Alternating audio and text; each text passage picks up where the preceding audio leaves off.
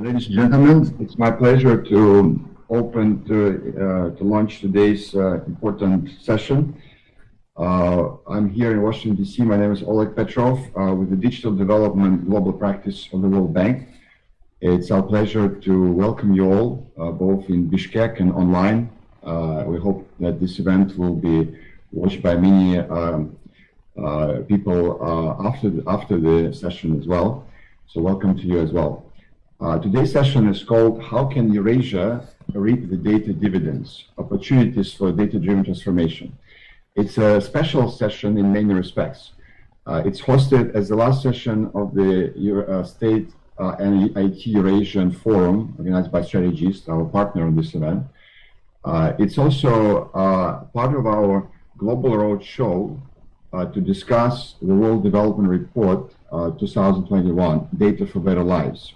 And one of the report co-authors will be presenting this later today. It's a special also event. It's part of our series on digital resilience, which we are partnering with the government of Kyrgyzstan and the Ministry of Digital Development the last year, which is funded by Korea World Bank Partnership Facility. So it's an important topic of digital resilience. So it's a very special event for us, and data has become a very hot topic globally and in the Eurasia region. 2 years ago, when we started cooperating with the strategists on these events in Kiev, we had my colleague Prasanna Laldas making a keynote address at the previous strategists forum on the role of data as an enabler of development. And after 2 years, we only saw data take even more prominence in the development strategy and in digital development strategy. So today's discussion will focus on how data is a game changer, how it's becoming a critical factor in improving lives, in improving government services, in improving trade, in improving everything. So data is is a great enabler and a great tool for solving many problems of our world. So we will have a very interesting session with two keynote addresses. My colleague Vivian Foster, the Chief Economist for Infrastructure, will make a presentation of the World Development Report 2021, Data for Better Lives. We'll have one of the most distinguished experts from Korea, Dr. Huang, presenting the latest progress and vision from government of Korea on the data-driven digital transformation. And then we'll have an exciting panel discussion with digital leaders from all over the region, from Ukraine, Azerbaijan, Moldova, Kazakhstan, and of course, Kyrgyzstan. So we'll have a great discussion today, which will focus on what's next and how can we make the most of this data dividends opportunity while mitigating the risks which are created by the data revolution.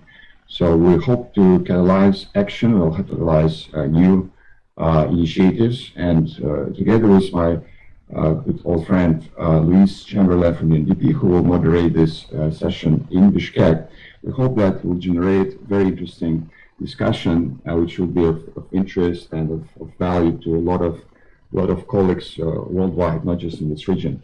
So the event is being webcast live through Facebook and through YouTube, so we hope we will get a very good audience live itself, and we'll also make the Russian version available shortly after the event, even to increase the audience even further for the Russian-speaking colleagues. So without further ado, I would like to pass the floor to my colleague from UNDP. We're co-hosting this event with UNDP, as well as several other events in the Digital Resilience series. Luis has had a distinguished career at UNDP over the last 20 years. We even worked together at World Bank some 20 years ago, so Luis is a very old colleague and friend of mine. So thank you so much, Luisa, for partnering and co-moderating this event. Over to you. Thank you very much, Oleg, for the kind introduction, and good evening to those of you who are on Bishkek time, and good morning, of course, overseas, and good afternoon to others, ladies and gentlemen. It's my honor to be here this evening as a co-moderator on this session on opportunities for data-driven transformation.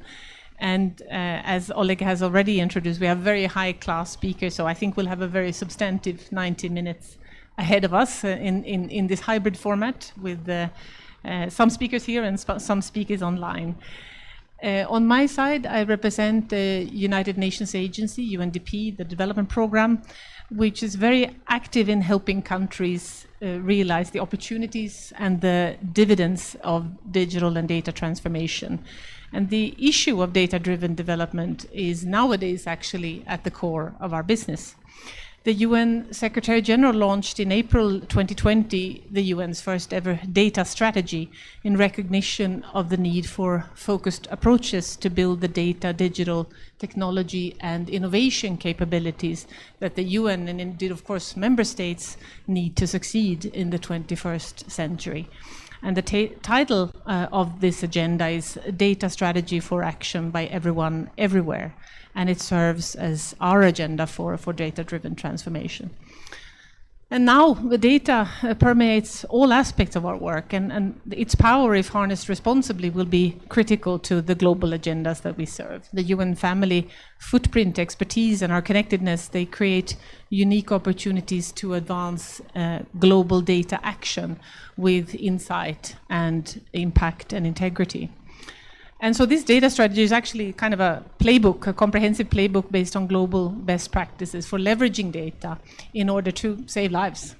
And in an increasingly data-fied society, data can tell us not only whether a policy intervention works or doesn't work, but also how it could be fixed.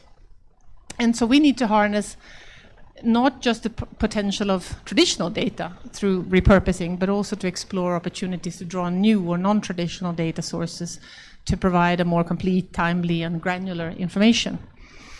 And in this way, we hope to create an inclusive data ecosystem where collective intelligence is realized in synergy among people, data, and technology, and generating both valuable insights as well as socioeconomic value. But we also need to manage some of the risk, and I hope that today's discussion will also highlight some areas of risk. And we also, of course, in data protection, cybersecurity, transparency, and do no harm approaches. And we have to overcome a number of barriers that range from incompatible data systems to low levels of data literacy in the population. And we're going to have to strategize investment strategically to be able to see where the data investment can make the most difference. It's not in our means to do everything, so that's why we have to be very strategic in our analysis and planning to pick the right effort. And in this process where we hope to unleash the real power of data, we need to move our conscious effort from this perhaps past of data extraction to more of data empowerment by creating or enhancing opportunities for citizens to make data-informed decisions in their daily lives and contribute through things like citizen science and crowd mapping.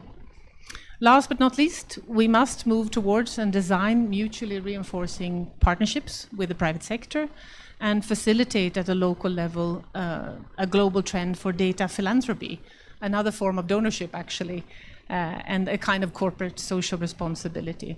So this is why gatherings such as this forum, where government and private sector come together, are so important, and that we can have this kind of dialogue. So with these brief reflections from the UN side, it's time for me to hand over the floor to our first distinguished speaker for this evening, who is also our host, Mr. Dastan Bagoev, Minister of Digital Development in the Kyrgyz Republic. His Excellency, Mr. Dagoev, is no stranger to this audience in Kyrgyz Republic, and he has accompanied multiple critical digital transformation processes in several government offices in Kyrgyzstan, and he has, like I think many government leaders in the IT sector, he also has a background in the private sector. So it's my pleasure to once again be on the same podium with you, Mr. Dagoev, and to give you the floor this evening. Dear participants of this special session, let me welcome you and thank you for the invitation to this session. The World Bank, as a cohort and who prepared the report on the work with data for improving lives, has made a very good, timely and relevant analytical work, and the results of that report we think have a practical value, and we started also tailoring them with our national action plans, taking into consideration the main thesis and recommendations of the report of the World Bank. I would like to highlight the following findings and outcomes that are applicable to our country. First of all, the government and the state bodies in our country are coming to recognition that there are opportunities, privileges to generate data, to also provide more effective systematic solutions. And in this direction, I would like to mention that there is a certain understanding through the decision-making process by the state sector of the Kyrgyz Republic, and is dependent on the speed of work of the National Statistical Committee. This is a special body that collects all the data across the Republic and forms some final reports, statistical reports. If we take the time frames, it's our monthly, quarterly, semi-annual and annual reports. And at the level of the government, this data becomes not actual because the data comes quite late for decision makers. And in general, for us to follow the improvement and enhance the system of those decisions, we have launched a project with the support of the World Bank on open data. And within framework of this project, which is successfully completed, a lot of work has been done for awareness-raising work. Open portal was launched, and more than 500 sets of data from the state bodies is collected in that system. Capacity building of 15 state bodies was conducted also in this project, and the normative legal acts, legal framework was enhanced to formulate concretely the processes to identification, detection, and disclosure of these sets of data. And we continue this work, including the Digital CASA project of the World Bank, where we have conducted a number of researches to identify the demand on the data which is of interest for different sectors of human life and also to the state bodies. We fully agree that it's required to intensify this work at the governmental level and to stimulate economic activities, develop good policies, transparency, accountability, and implementation of regional initiatives is one of the important things too, and partnership for donors with the governmental bodies. The data journalism is becoming very popular in Kyrgyzstan, and I think it's one of the special successful directions or dimensions. We have example when independent data journalists have use this machine-readable data very effectively, and by that they promote and facilitate increasing the efficiency of the public administration and governance. We have a number of commercial organizations in the country, individual entrepreneurs, donors who conduct a number of trainings, refresher training and retraining programs, and with this we are forming a separate cluster for working with this data. And I hope that we will jointly work further with the business sector in order to identify and develop more innovative means and tools for increasing efficiency and the quality of the state decisions and the use of innovative projects for the sake of people. Secondly, I would like to highlight the remarks for misuse of this information. This was detected also in the research and then the report we see, and data protection is very important. In this direction, we also conduct certain types of activities.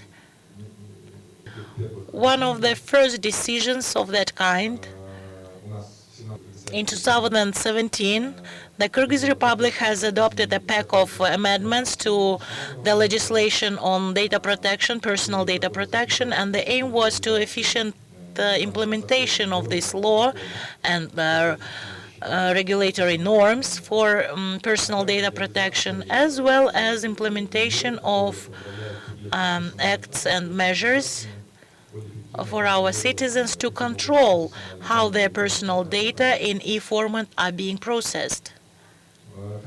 I would like to mention that in accordance with the decree of the President of the Kyrgyz Republic, Sadir Nurkhojoyev Japarov, we have established a special body for protection of data, of personal data, and the work is ongoing for regulatory norm legal framework formation, and I think that in the nearest future it will be fully operational and work within the legal framework which will allow processing of data in compliance with the international standards. I think that in this direction, one of digital services available today, ecosystem Tunduk, this is the electronic interaction, and our citizens can check up which state body has used part of the personal data and for what purposes.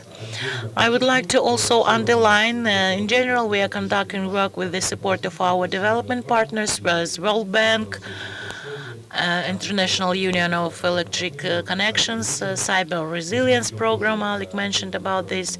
We have also cybersecurity activities and projects and protection of data for our international informational resources, and we have started implementation of a special response team for computer-related incidents. I think it will become one of the important directions for development of the management system for data. And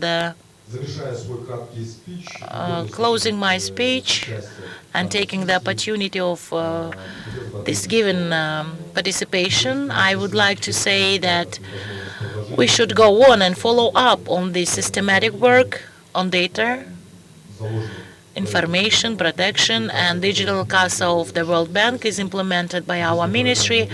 We express hope and readiness to our joint work and speeding up the transformation period and for the next components of this project, and I hope that in the nearest future we will be able, together with our partners, show practical outcomes of our joint work. That's in general, that's formal part of my speech.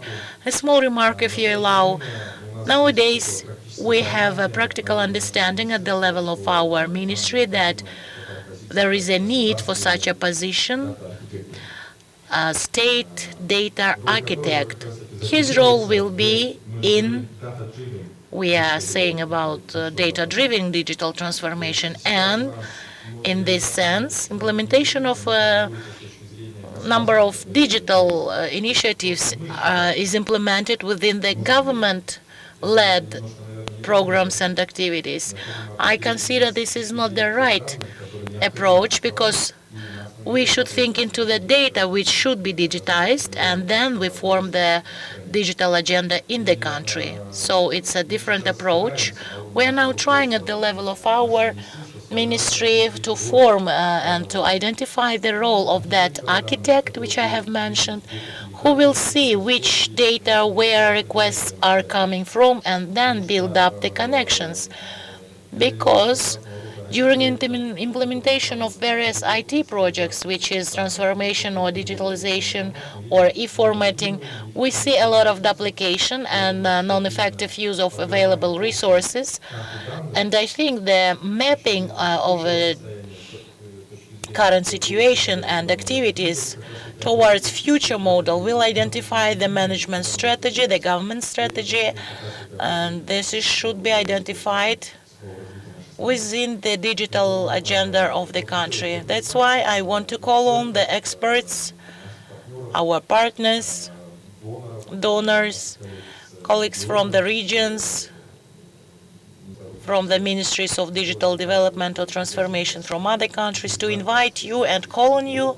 If you have experience in doing so, please, we will be glad to listen and ready to join work. Thank you very much for your attention. Any questions? I'm ready to answer. Thank you very much, Mr. Dagoev, and I'm sure the audience will have questions later on after we've had some initial speakers.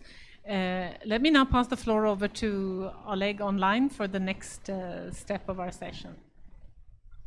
Thank you very much, Maurice, and thank you very much, Dastan, for great opening remarks, which raised the level of our discussion quite a bit. I just wanted to introduce the next speaker, our keynote presentation by Vivian Foster, who is the Chief Economist for Infrastructure, Vice Presidency of the World Bank. Vivian has a distinguished career at the World Bank. She is author of many publications, and she is, of course, the co-director for the World Development Report 2021, Data for Better Lives. This report, as I said, has a historic significance for digital development and development overall worldwide. 5 years ago, a similar report was published on digital dividends, and you probably still remember that that's when the last big wave of digital economy strategies, initiatives, projects was launched. We had a seminar like this, actually a conference in Almaty with some of the countries which are also represented today. And that conference catalyzed a major wave of digital transformation in the region. We hope that today's event and this report will generate a similar wave of the next wave of data-driven digital transformation. And I hope that Vivian will explain us exactly what this means for the region, what are the new things which we should be focusing on in 2021. Over to you, Vivian. Thank you very much, Oleg, and it's a great pleasure to be with you today to share with you the findings of the World Development Report 2021, Data for Better Lives, but specifically from the angle of the Eurasia region, just as Oleg was mentioning. Next slide, please. The World Development Report is focused on the impact that data can have on the development process, and it identifies specifically 3 channels through which this can take place. If we'd been having this conference 20 years ago, we'd be talking probably primarily about government data and traditional statistical systems. Next slide, please. This is the central channel. Next slide, please. The central channel of the diagram, and it leads to positive outcomes in terms of improved policy design, ability to evaluate public policies, and better service delivery. However, where we stand today, the previous slide, please. Where we stand today, the government is no longer the only actor in the data system. In particular, the private sector, shown along the bottom channel of this slide, is now perhaps producing much larger volumes of data than any other actor, and this is creating tremendous business opportunities in the digital economy. At the same time, on the top channel of the graphic, civil society is increasingly active in the data space, both collecting and using data, particularly to promote greater accountability of the public and private sectors. So across all 3 of these channels, tremendous potential for data to contribute to development. However, on the next slide, as we'll see, data also brings potential harms. Just as the government can misuse data in order to conduct surveillance or politically motivated discrimination or election rigging, the private sector can also misuse data by abusing market dominance to extract information from consumers, price discriminate, and generally lead to wider inequality in the economy. Similarly, through the top channel, individuals can also misuse data, and we're very familiar with the upswing of cyber criminal activity, the dark side of the internet. So the question, the case of a poverty map in Croatia, traditional household survey data only allowed the government to target welfare payments at the regional level, but combining household surveys with census data and administrative data enabled a much higher degree of resolution so that much needed resources could reach poorer municipalities within relatively rich regions. Next slide. In order to gain the benefits of data while avoiding the harms, the World Development Report calls for a new social contract on data. Next slide. This social contract, which each society will need to work out for itself, is founded on 3 principles. The first principle is value, which is that the data system should ensure that the economic and social value that comes from sharing, reusing, and combining different sources of data is allowed to be captured. Next slide. The second principle is equity. The value created by data needs to be equitably shared across people and across countries. The third principle is trust.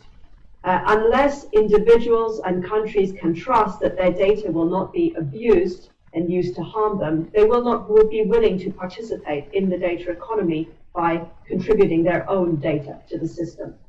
Next slide.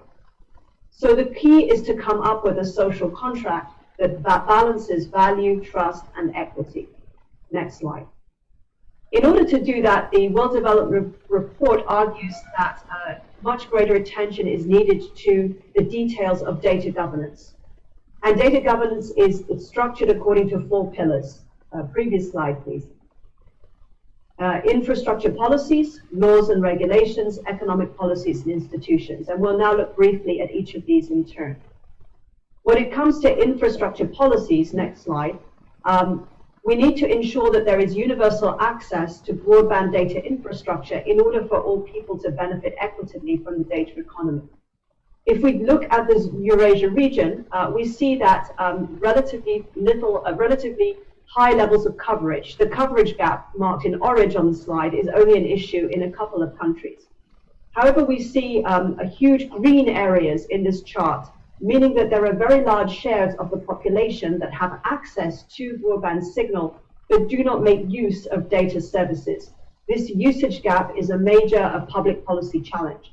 And we see that it's particularly large in certain Central Asian countries like Turkmenistan, Tajikistan, and the Kyrgyz Republic, where we find that the cost of using data services may be prohibitively expensive for an important share of the population. In other countries, data literacy may also be a concern, preventing greater usage of data. Next slide. In addition to data infrastructure at the individual level, there's a need to expand the availability of data infrastructure on a national scale. As more and more economic activities migrate onto digital platforms, countries need internet exchange points to be able to exchange data, co-location data centers to be able to store data, and access to cloud computing facilities to be able to process data. On this slide, we see that the internet exchange points in yellow and the co-location data centers in red are relatively sparse in the Eurasia region compared to, say, what we see in Western Europe. And our research shows that countries that lack national data infrastructure face significant penalties, often paying 10 times higher charges in order to shift their data internationally in order to exchange, store, and process. Next slide. We see that in the Eurasia region, many countries are already at a fairly advanced stage of data infrastructure development, but we also see a significant number of countries like Azerbaijan, Tajikistan, Turkmenistan that have yet to develop any kind of national data infrastructure at all. Next slide. From the Eurasia region, Ukraine provides a very encouraging example with the Detail IX Internet Exchange Point founded in 2009 being extremely successful. It has almost 200 participants and many international participants who use the system to store international content delivery locally, greatly improving the cost and performance for local users. And this has led to a massive increase in data traffic going through Ukraine. So this is an example of what this data infrastructure can deliver. Next slide. We turn our attention now to the laws and regulations surrounding data. And in particular, a good data regulation system needs to include safeguards, which allow for data protection and build trust, alongside enablers, which are the rules that facilitate the sharing and exchange of data and promote the creation of value. Next slide.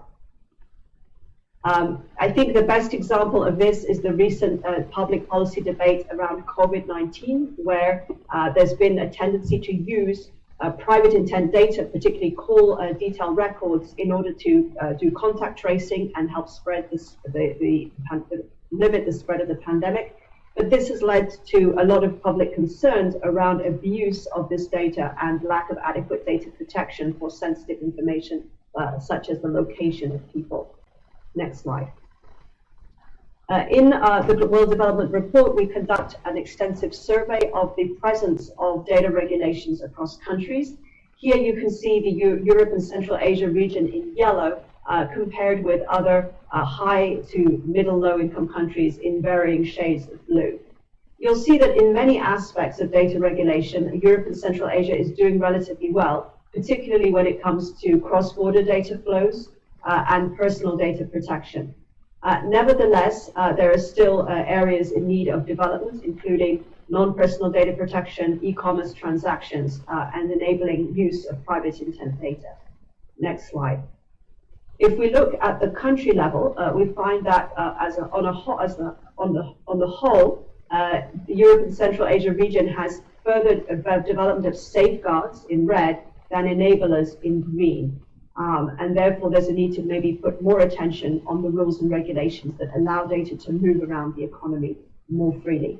Next slide. One of the key challenges in data regulation is how governments can access very valuable data that is being produced in the private sector. Recently, France and the European Union in general have passed legislation that require high-value or public interest data sets to be made available according to open standards and machine-readable formats.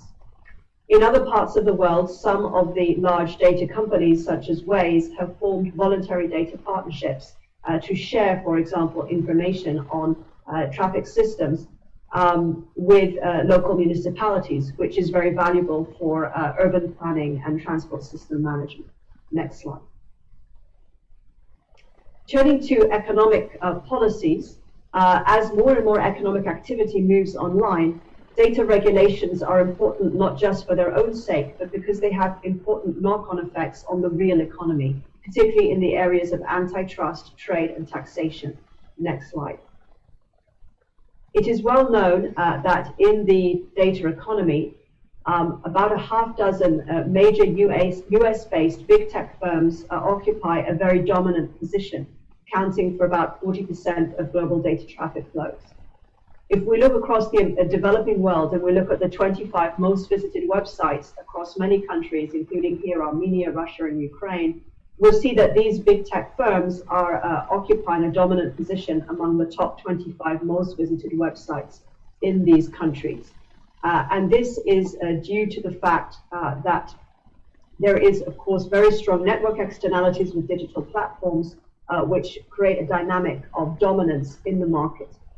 This is a concern both in terms of consumer welfare, but also in terms of whether there is scope for new entrants from low and middle income countries to enter the digital platform sector when there is so much concentration of market power.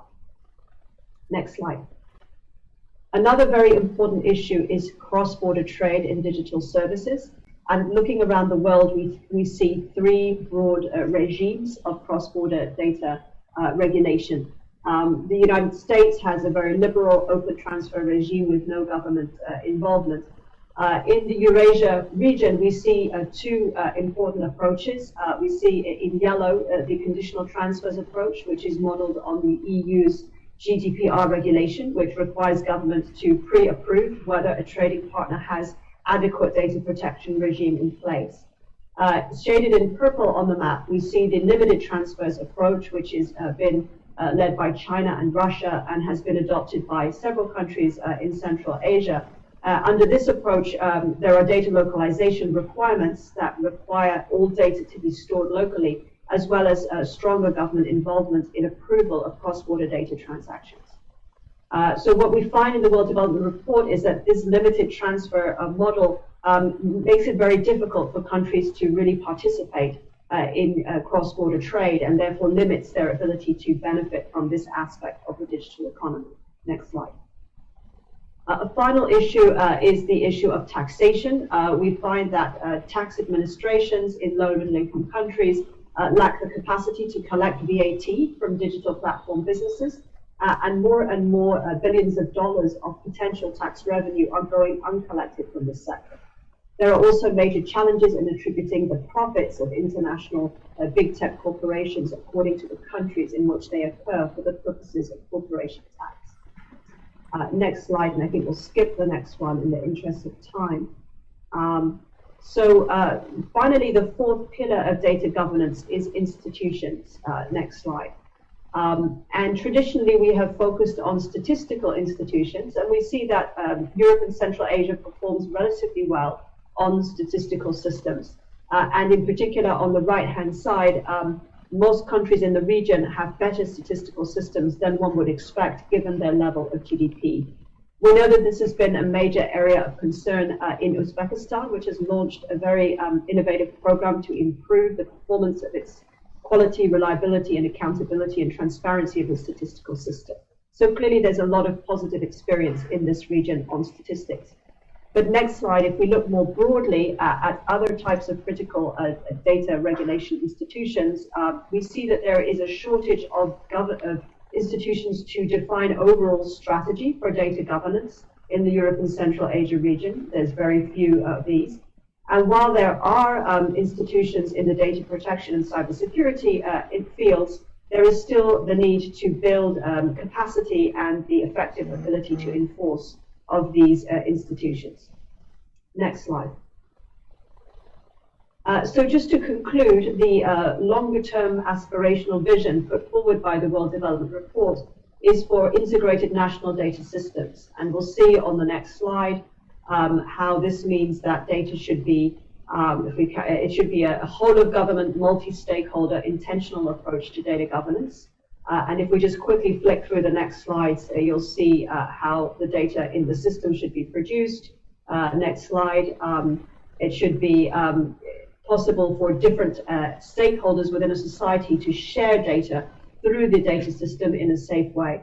And this data system should be supported by the data governance pillars we've been discussing, as well as, next slide, underlying foundations of human capital, financing, trust, and incentives to make use of data for informing decision-making. Next slide.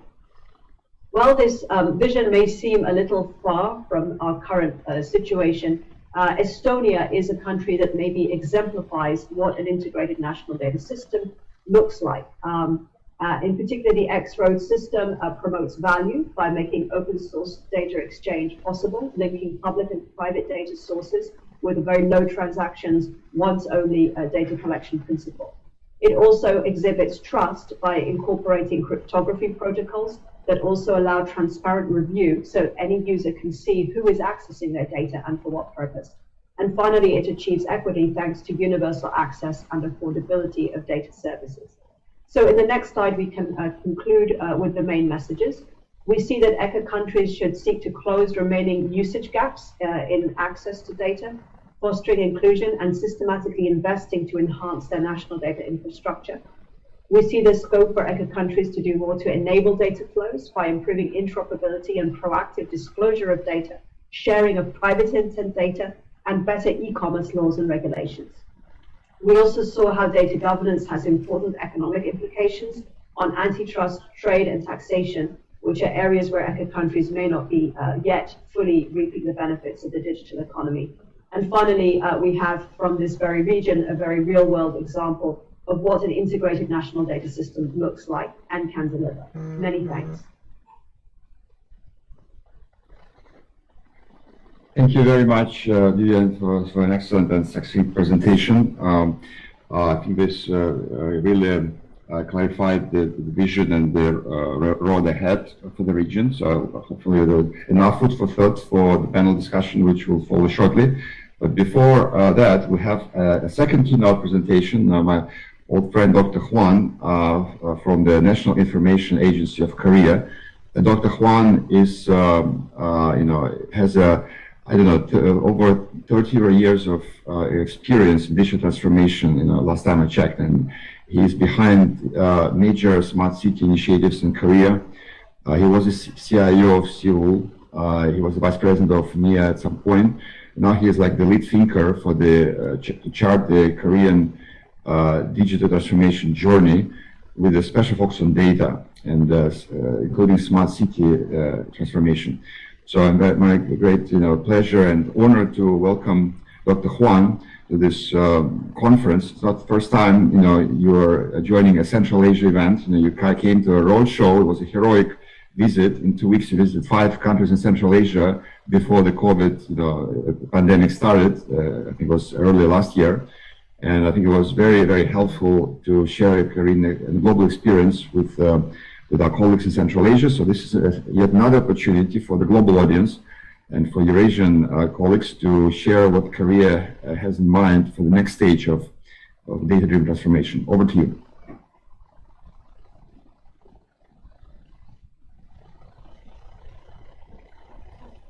Dr. Huang, you're muted. Please unmute.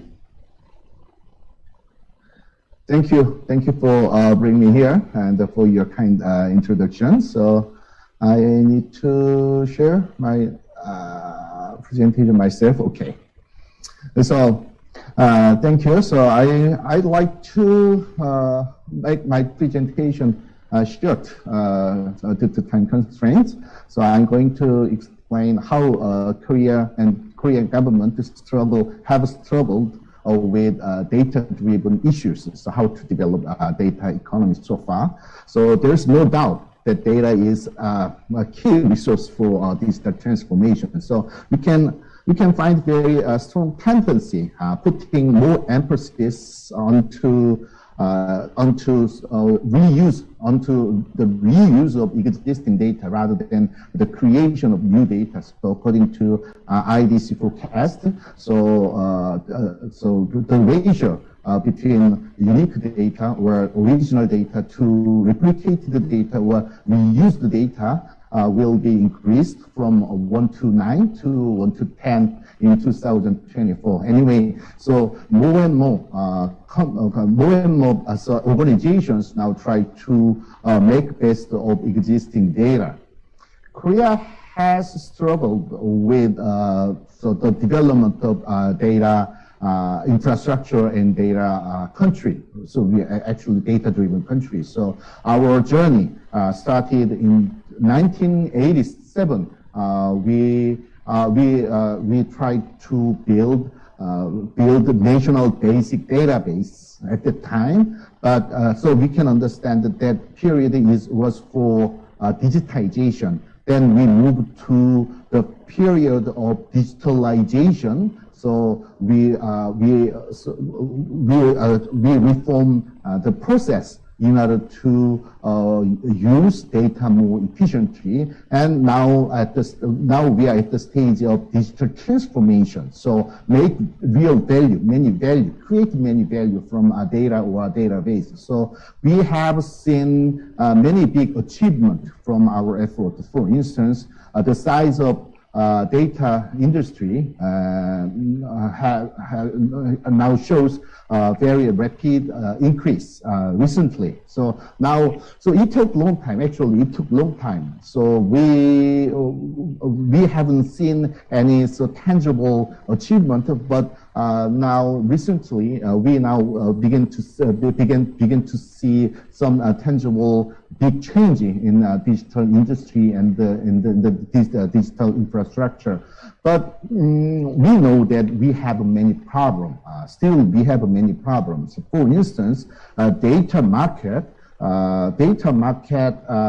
doesn't provide high quality data to the industry, and government policy has not been consistent, and government policy has been focused more on the supply side, not demand side. Also, industry is still lack of many capabilities. So Korea is weaker than leading countries like the United States, China, and European countries. So we realize that we need to make more effort to build the smart data economy. So this year, the Korea government, particularly the Fourth Industrial Revolution Presidential Committee, announced a new data strategy, which define 11 tasks for developing private-led ecosystem and to build a comprehensive data policy framework. So 11 tasks were defined for those two goals, and 9 services have been chosen, which provide tangible value, deliver tangible value to Korean people. But we know that we have a long way to go to build data economy. So I'm going to share with you what issue we are struggling with, and also what solutions we are now discussing at the moment. So the key for data economy, the key is to find the best way for data sharing. But in many cases, we fail because we took a wrong way. So, for instance, just like data idealism. So it is my my word. So I copied this image from Wikipedia. This is very interesting, interesting image. So one woman bring her data willingly to data repository. Do you think it happened in the real world? No.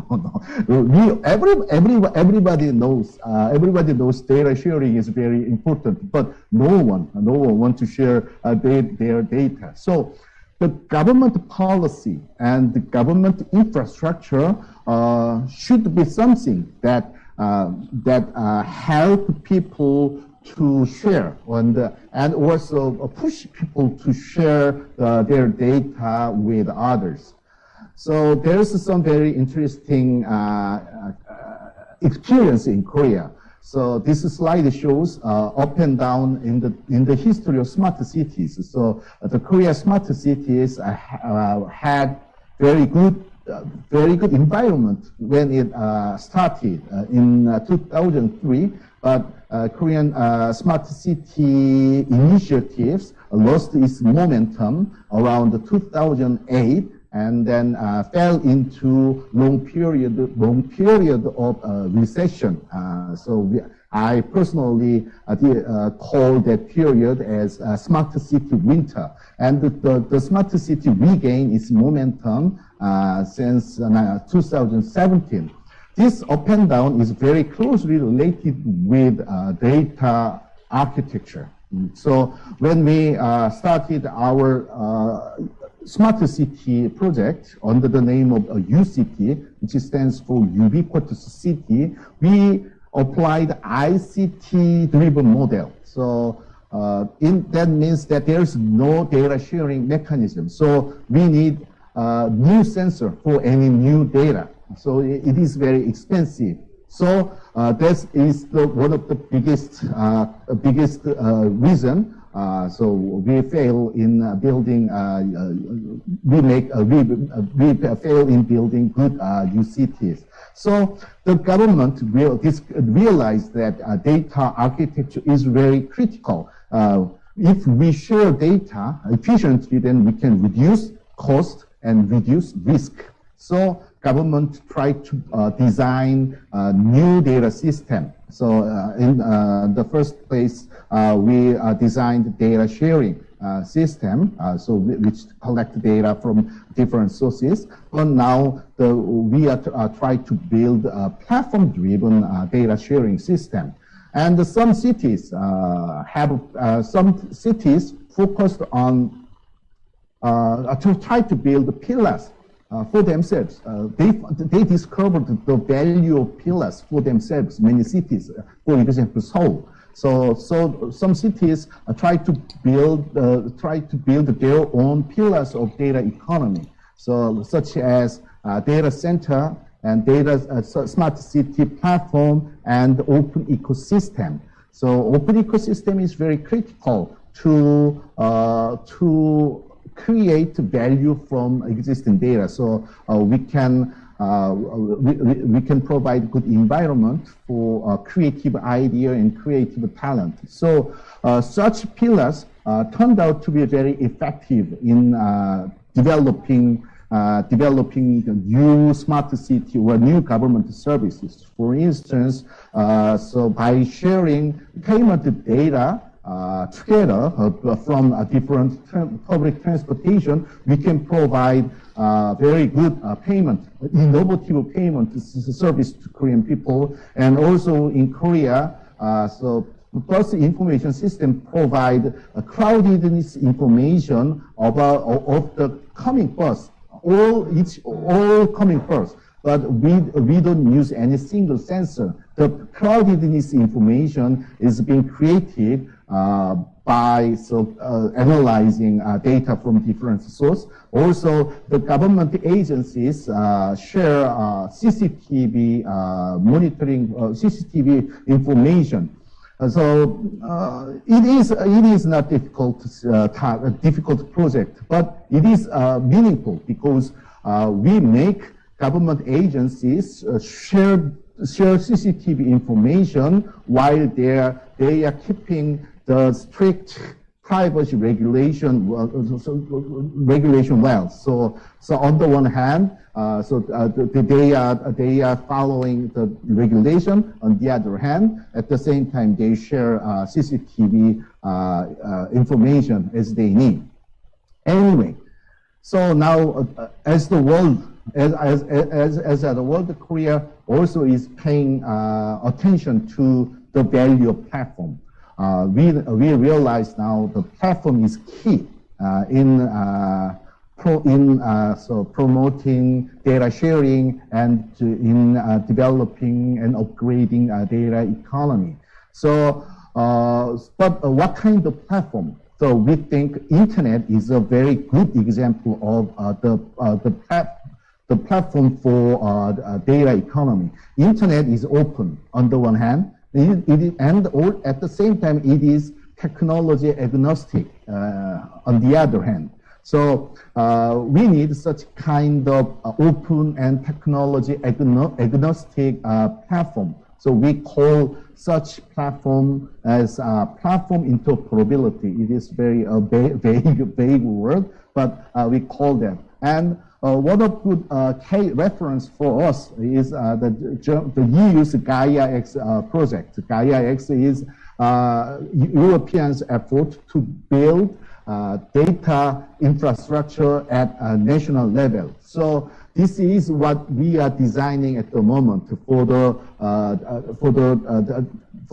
data infrastructure for the future. But it is just it is in research phase, so it is not yet adopted by the government.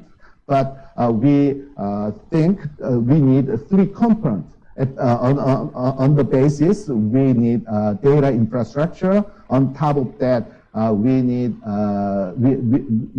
some physical infrastructure that supports the use of many different emerging technologies, right? Like robotics and driverless car and AR, VR, and sensors. And on top of that, so we need to build a test bed because it is test bed, not factory, that a company and so government to develop technology and services. So, okay, thank you for your attention. Thank you so much, Dr. Juan, for the great presentation. Always very inspirational to listen to the Korean journey and your visions, which are always ahead of the game. It is my pleasure now to pass the floor to Luis, my co-moderator in Bishkek, to facilitate the panel discussion, which in my view is going to be the most exciting part of this meeting, with such a rich presence of perspectives from the region. Over to you, Luis. Thanks a lot, and we've heard a couple of really inspirational presentations this evening from the World Bank chief economist on infrastructure, and of course the expert on leading digital transformation from Korea. Now, what we would like to do is we have 4 speakers with us, and we'd like to really hear from you all what resonated with you and what takeaways or actionable recommendations that you see coming out from these presentations that make sense from your country and your perspective, and what you see as the #1 priority for data-driven transformation. But before I pass the floor to our panelists, I thought I'd maybe start by introducing them. We have the first speaker will be Olga Tomruk. She is the director of the Electronic Government Agency with the Republic of Moldova. And she has previously occupied the position as head of data exchange and interoperability service in the e-government agency, and has a lot of experience on those issues, including also modernization and digitization of public services. And I really agree with her motto here. And she says that she's firmly convinced that any problem can be solved if there's a systemic approach and a motivated and involved team. I think we can all sign off on that. Our second speaker will be Mr. Alexander Boniaco. He is a Deputy Minister of Digital Transformation of Ukraine, focused on IT industry development. And he has previously founded and managed a number of successful companies and startup incubators. And he has several awards behind him, including in 2016. He was included in the ranking of 25 trailblazing business leaders in Ukraine. And he has 19 years of experience in IT and IT management. And our third speaker will be online. He's Mr. Askar Jambakin, who is a Vice Minister of Digital Development, Innovations and Aerospace Industry with the Republic of Kazakhstan. And he was appointed to this role in 2020, but has previously held executive positions in commercial organizations with the National Bank of Kazakhstan and the Development of Bank of Kazakhstan as well. So he has experience in banking and a number of important corporate areas. And last but not least will be Mr. Tamerlan Tagiev, who is with us here in Bishkek. He is the acting head of the Center for Analysis and Coordination of the Fourth Industrial Revolution under the Ministry of Economy of Azerbaijan. And he is also at the same time acting as head of the affiliate center of the Fourth Industrial Revolution network of the World Economic Forum in Azerbaijan, and he is on the board of directors of the Islamic Development Bank, and he has experience working also for government, multilateral financial institutions and private companies in the past. So very, very distinguished panel of speakers. So if I may now turn our attention to Olga, and let me hear from you. How do you see from the perspective of Moldova? What has resonated with you, and what would you like to take away from the presentations? And what else would you like to add? Yeah, thank you. Thank you very much. Dear colleagues, first I would like to thank all of you for this opportunity to participate within the forum, and of course, especially within the session dedicated to data-driven transformation. Also, I would like to express my gratitude for the keynote speakers that have reflected in a very interesting manner on efficient data usage and the future of governments in the context of data-driven transformation.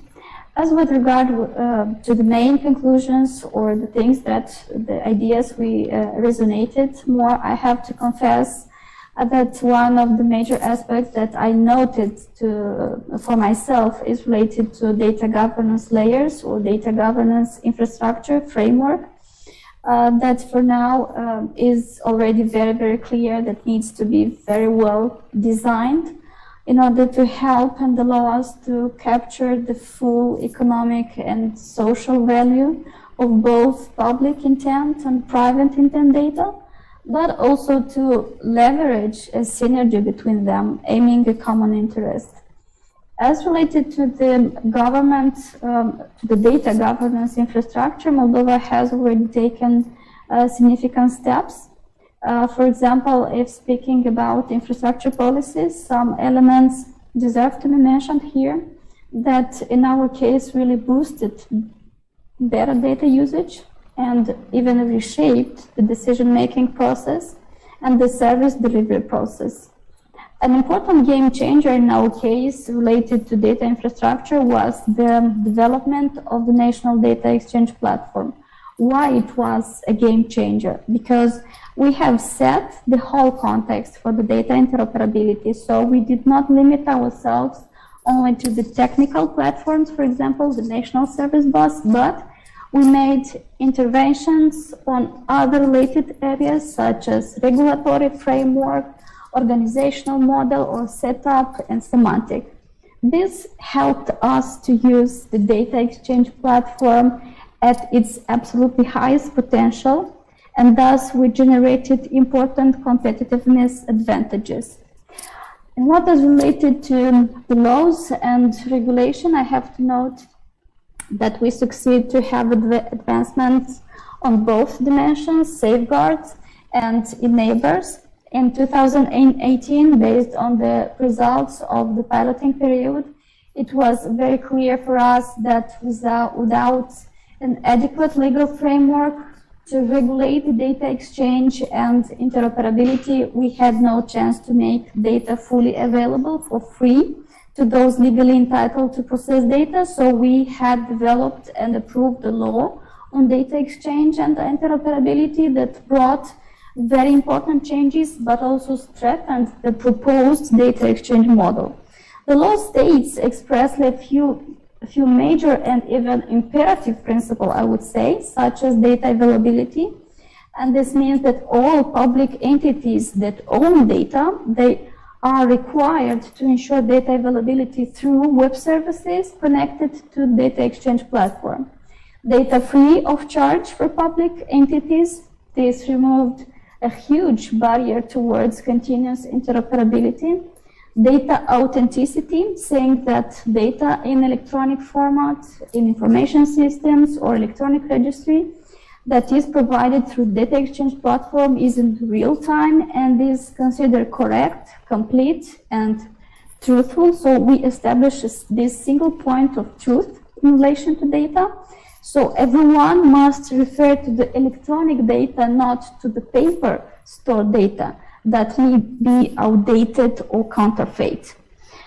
As related to the institutional layer, we understood that we cannot be successful if we do not set right from the beginning an overseeing role, an operational and policy responsibility entity.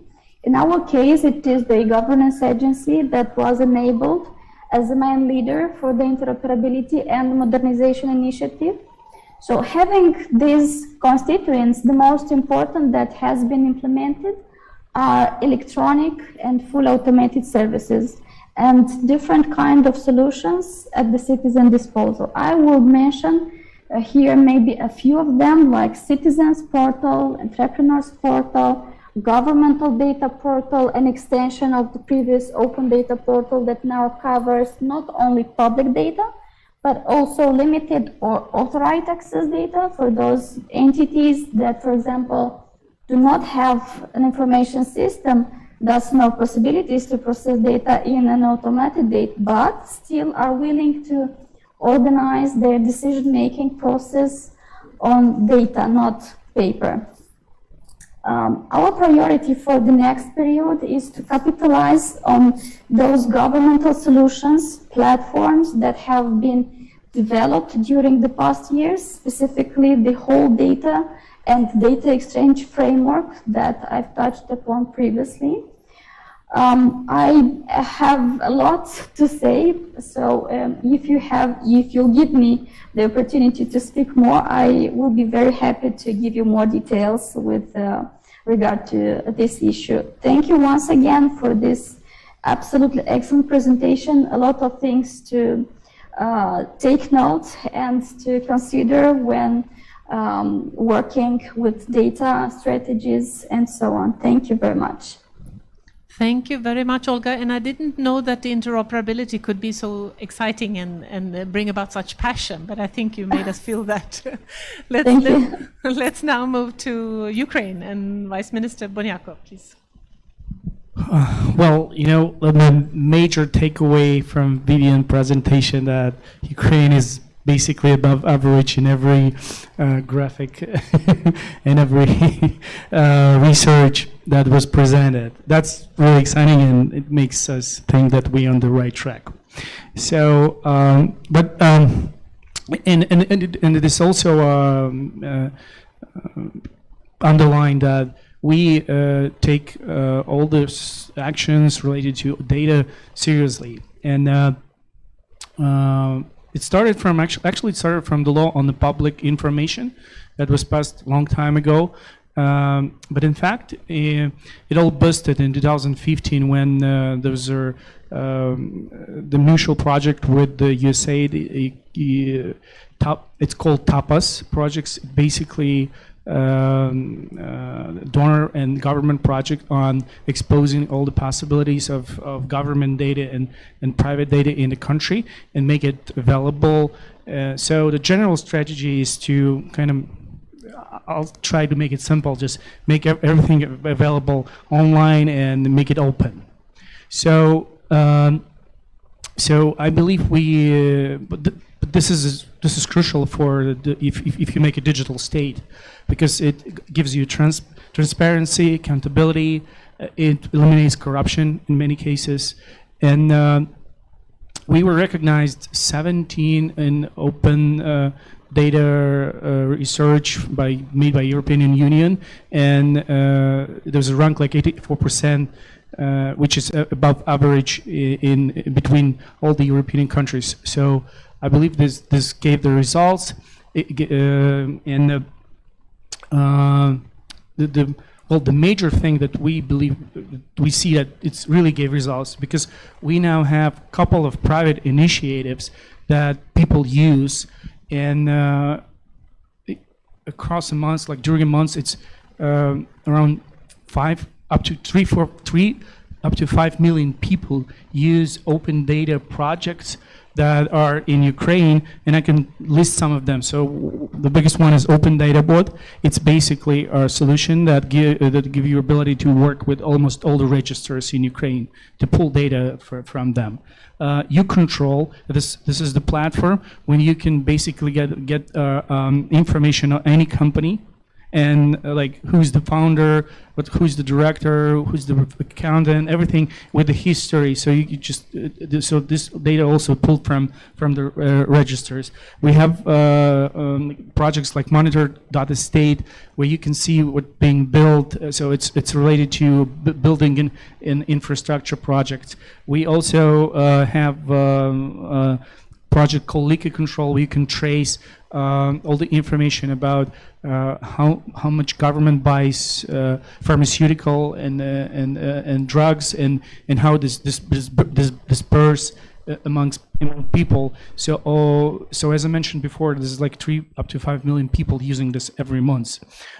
We also launch a portal called DIA Open Data, being used by like 1.5 million people. Where you can grab any data and just do whatever you want with them. And we also initiated Open Data Challenge, so it's basically like hackathon, or so this is an event where you can just come and present your projects, working with government registers, with government data, and there's a prize, almost 200,000 euro if you want. I mean, there's a couple of places, but still it's pretty much good money for the startups in open data. So we really take this seriously, and we want to make digital states fully available to the citizens. I'm not saying there's a couple other things, like for instance, we have government procurement system, where basically all the government buy-offs and purchases made through this system, and it's called Prozora, and nevertheless, it's according to the law. You have to use it. It's mandatory. But also, they created a portal called bi.preserve.com where you can go and see and trace all the information about government purchases. And you can and there's amazing data sets on what government buys.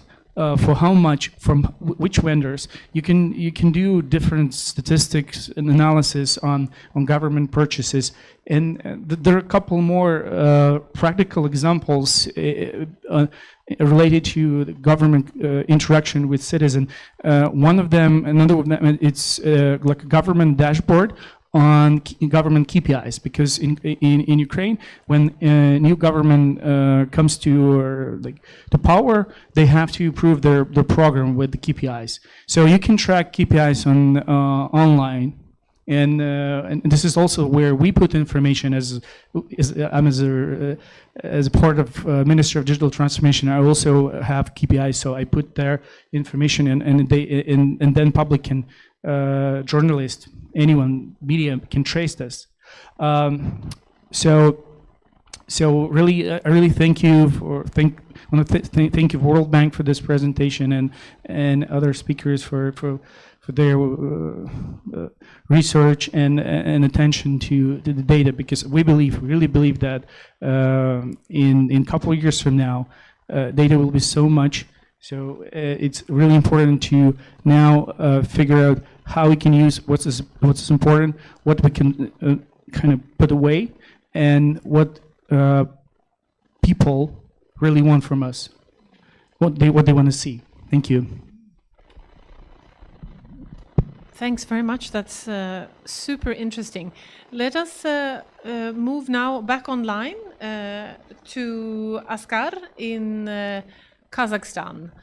What was your main takeaway, and what do you see as priorities from the perspective of Kazakhstan, sir? Good evening, participants. Good evening, speakers.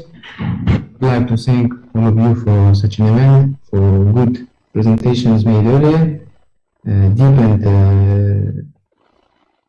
very practical and very useful for us.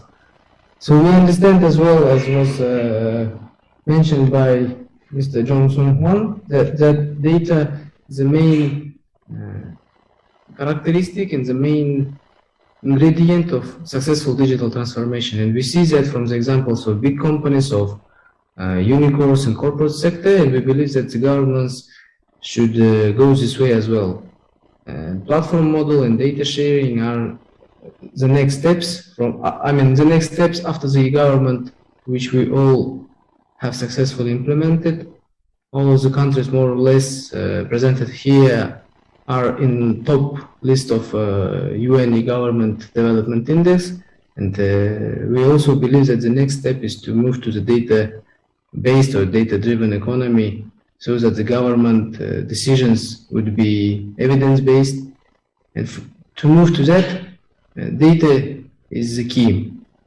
And so far we have developed and approved the national project on digitalization. It was approved a few weeks ago.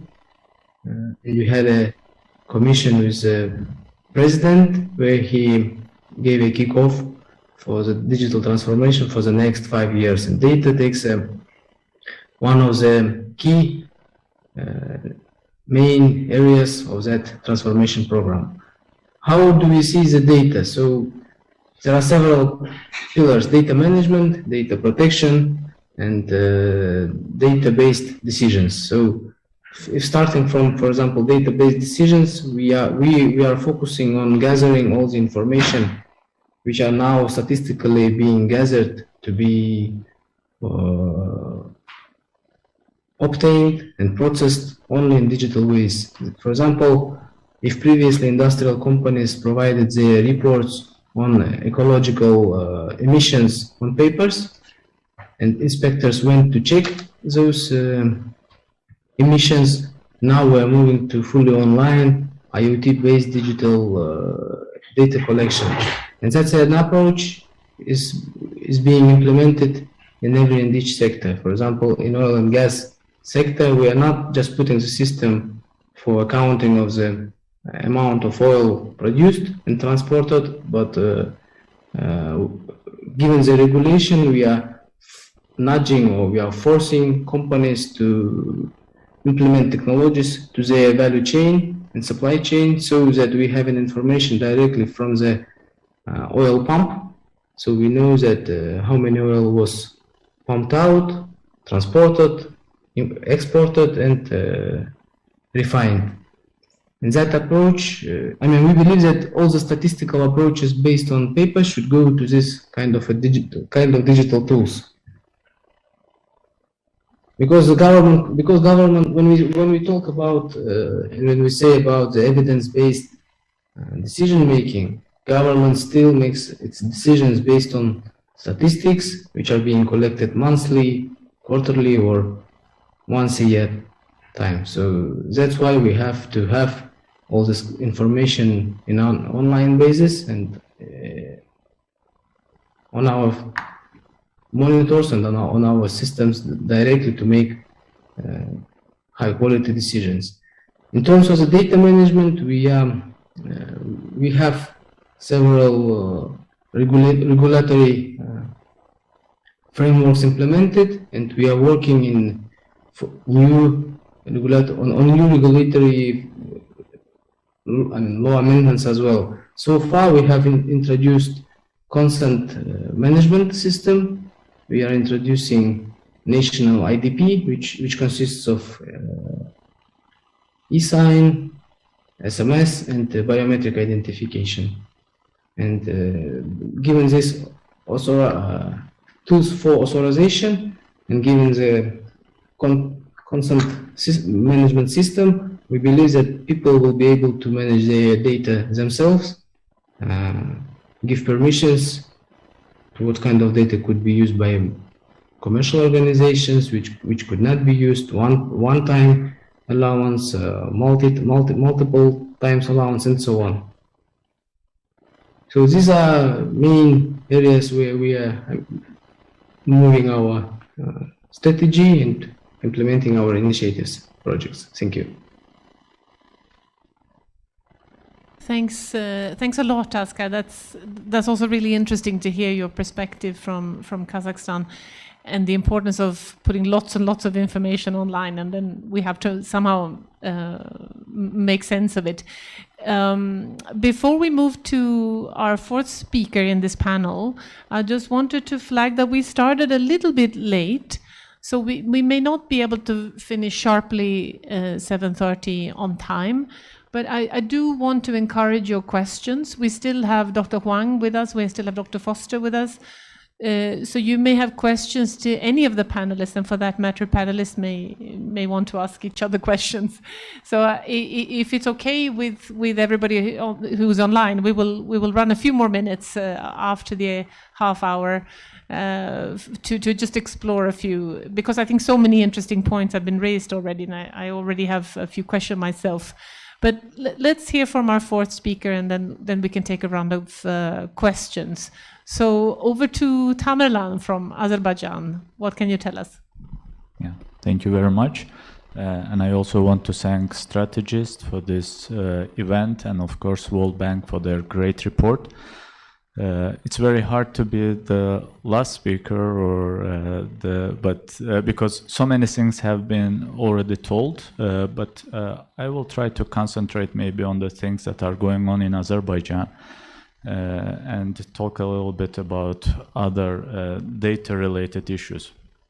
So you know that Azerbaijan is trying to and doing its best to shift its commodity-driven economy into the tech-advanced digital economy, and signs of those actions are there are a lot of signs of that, and creation of our center, which is the Center for Analysis and Coordination of the Fourth Industrial Revolution under the Ministry of Economy, is one of those.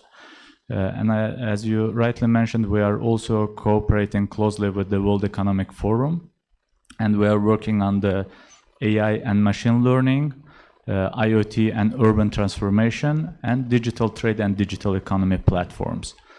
And this gives us a great opportunity to learn the worldwide experience and bring it to our country. We have also just recently created the Ministry of Digital Development and Transportation. And all the things I believe will bring, or actually could already bring, some changes into the statistics reports that were provided in the World Bank's report.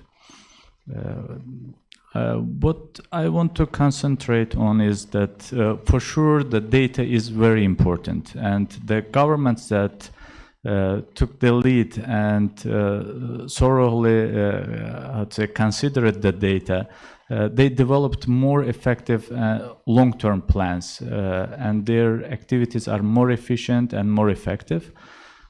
So that's why it is really, really important to understand the essence of data.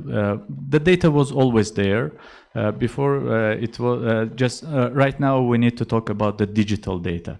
But again, when we talk about data, we also need to understand that data needs to be clean.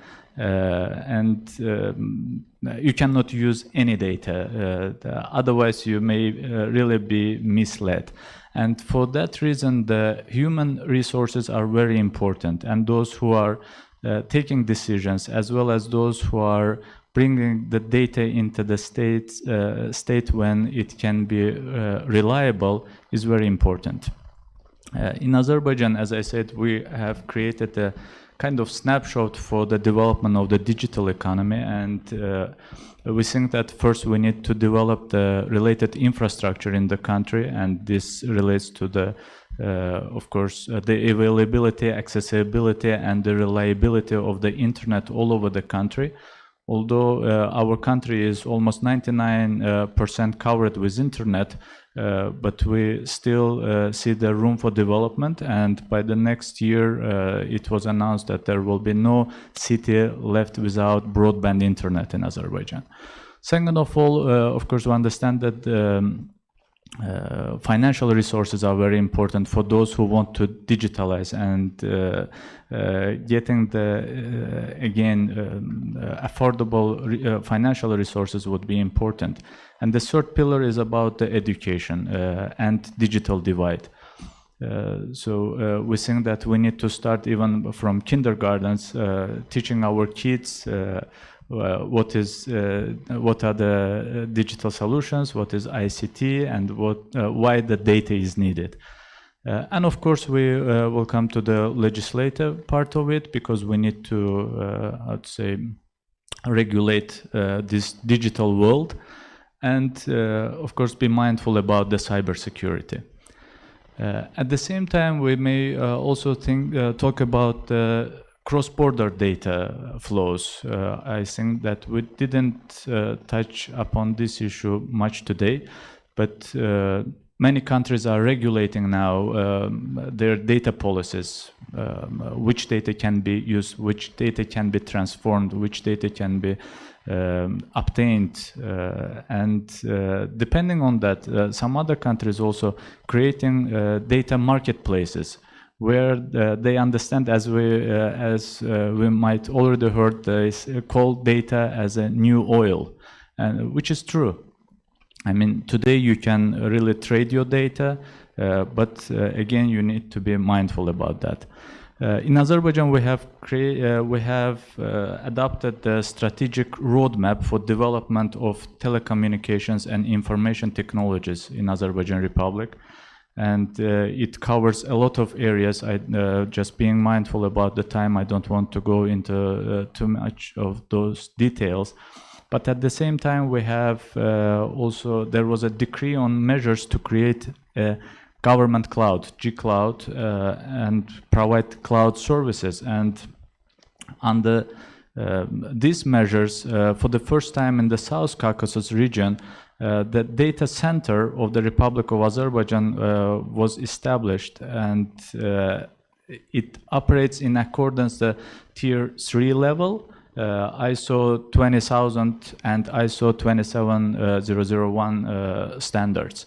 So the infrastructure actually is there, and we just need to better understand how to use this infrastructure for the better, to make our people's lives better.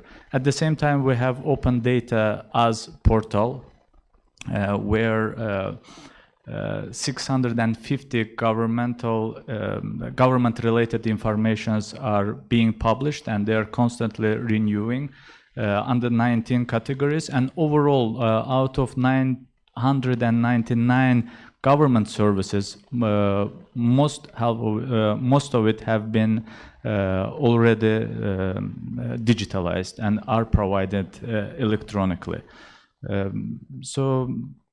These are, again, some information about our country, which I could tell in this short period of time, but just at the end I want to tell that we are doing our best to create smart cities, because there was a presentation about smart cities, and you might have heard that Karabakh region of Azerbaijan will be rebuilt on the smart and green concepts. And we need a lot of data to analyze the current situation there. So data helps us everywhere, and we hope that we will be able to get the most benefit of those that we have in hand and that we may have. Thank you. Thanks very much, Tamerlan, for that interesting overview and how important it is to not leave any city behind, actually, from the broadband and also I really heard you stress the importance of data being clean. We can't just we might generate data, but in using it, we really need to make sure that we're using good data. So now I think we've heard from our four reflectionists, I should say. And in this time for question, I think it seems that we don't have any questions online so far. Let me see if there's anyone around the room who would like to ask a question. I see one question over here. Do we have a microphone?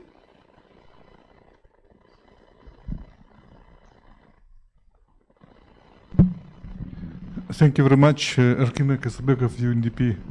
Kyrgyzstan, I have two questions. One goes to you, Tamerlan. It's about clean data. Yes, great, especially if this data are used for decision making. What kind of verification mechanism do you have in order to ensure that it's a high quality data? And the second question, Alexander, goes to you. You said that you put a KPI online. What kind of feedback mechanism do you have if citizens have something to say about that? So to assess your performance, whatever. Thank you all.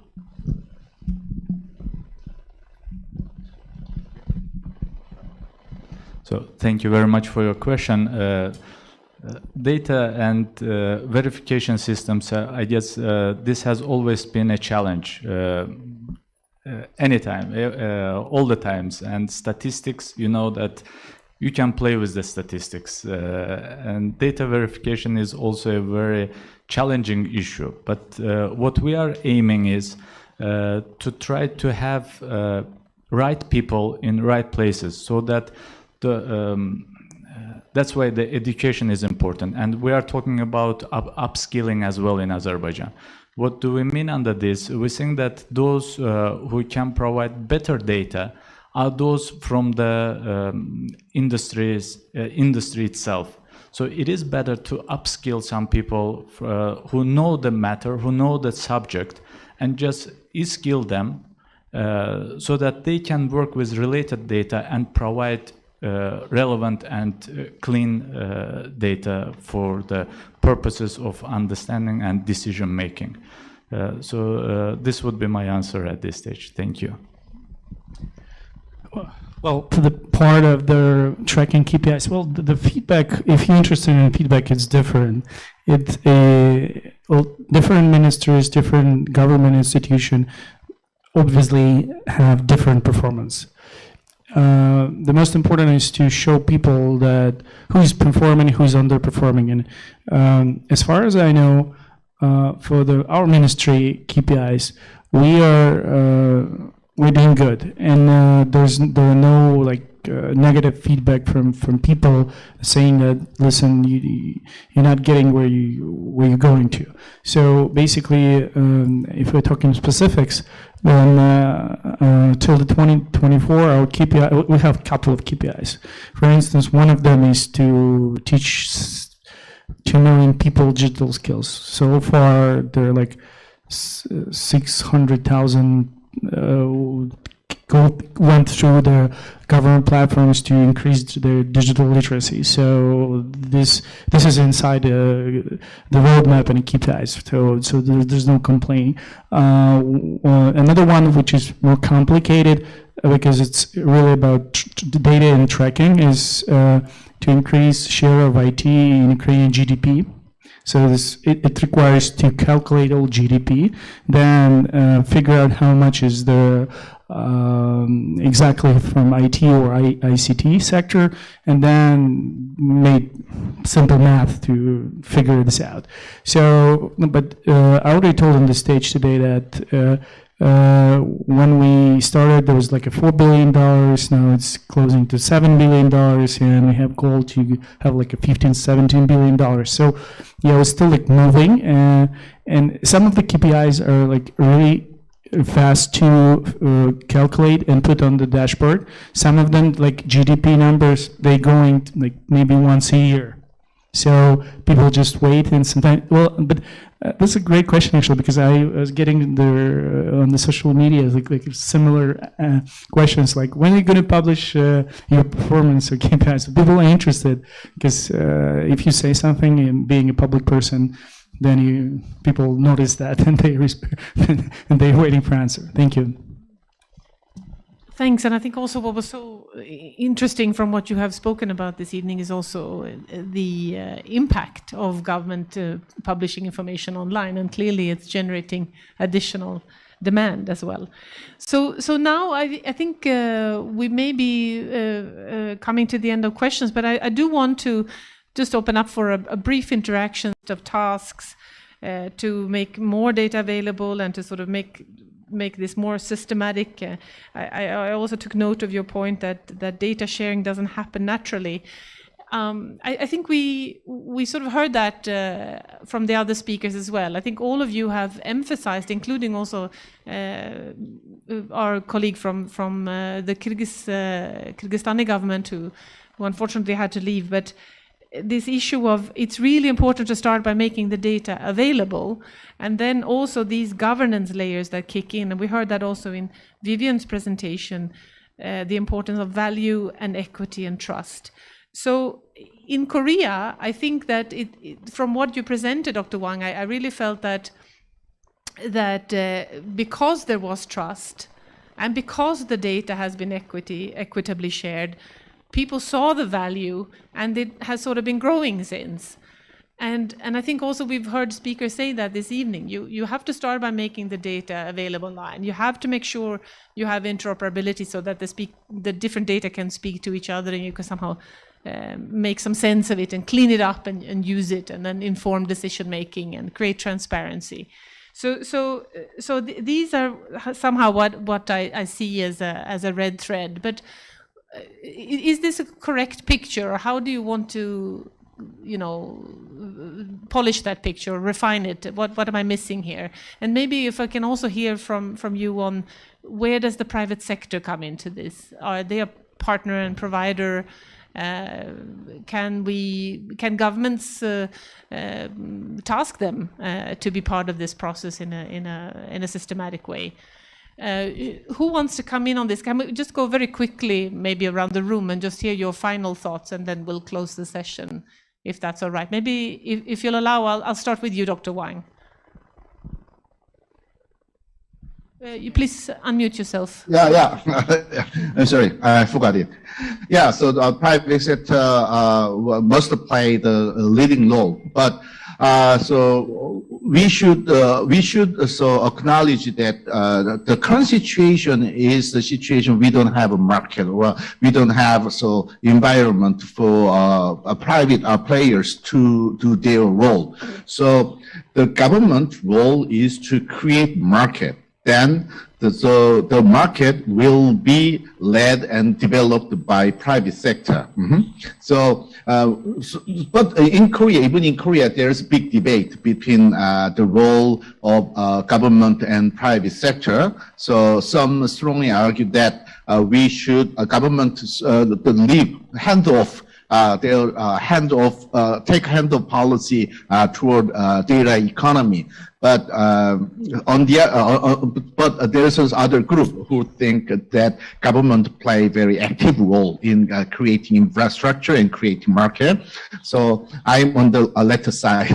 So, but anything, any route, any policy government take, the ultimate goal is to make the situation that private sector and each individual citizens to lead the data economy. Okay, thank you.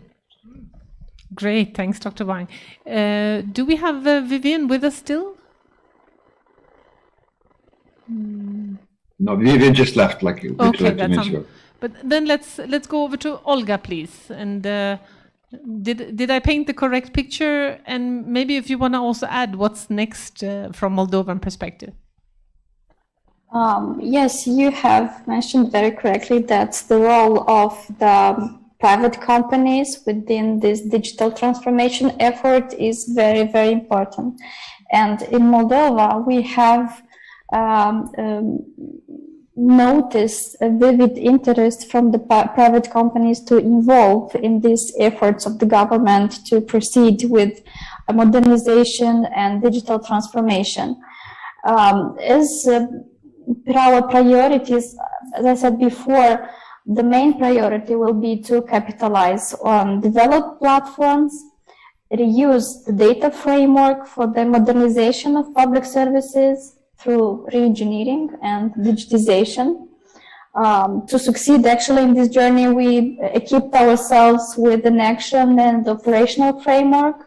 It is a World Bank Modernization of Governmental Services project that we are currently implementing, but also we equipped ourselves with an absolutely innovative legal framework on public services that is now currently in final examination within the Parliament. So I just want to strengthen one very, very important thing for us with regard to this law, because this law on public services actually will change the paradigm of public services in Republic in Moldova, and this will be kind of breaking point, for especially for the public sector that has a very rich history in traditional public service delivery. The law states now that public services must be electronic services first and provided in electronic form by default. So this is a big change for our country because each service provider has now to work in order to develop public services in electronic format and to make them more user-centric, to ensure the accessibility of the services. And these all can be made only reusing IT tools and data, electronic data. So we really hope that through these new initiatives and having the partnership with the private companies, the public partners, we will achieve important results, including on proactive service delivery and, of course, on conceptualization of new initiatives, such as, for example, event-based registry. This, I think that for our country will be a very, very important turn point because this will help us to have more accurate and higher quality data that, as have already been mentioned, we are all looking for in order to decide and deliver better, faster, and more targeted, adjusted to the need and the interests of our citizens. Thank you. That's terrific. Very, very fascinating with the law actually stipulating digital services by default. So that's where we're heading clearly. Alexander, your final words. Well, I'll be brief. Well, the general strategy, I actually mentioned this before, that we're trying to make the data available as a data set, but then in our vision, private sector has to deal with anything else. So in Ukraine specifically, they built successful businesses. So the projects that I mentioned before, based on open data, they sell their service on a subscription base. So I know that most of them are profitable, and we as a government don't want to do like government sites where you can take this data and even sell it. So we just make it available, open, and then private business build this layer by themselves. So this is the way we see it. Thank you. Thank you very much. Do we still have Asghar online from Kazakhstan? Perhaps not. He just disconnected, yes. Yes. So in that case, we'll give the last word to Tamerlan from Thank Azerbaijan.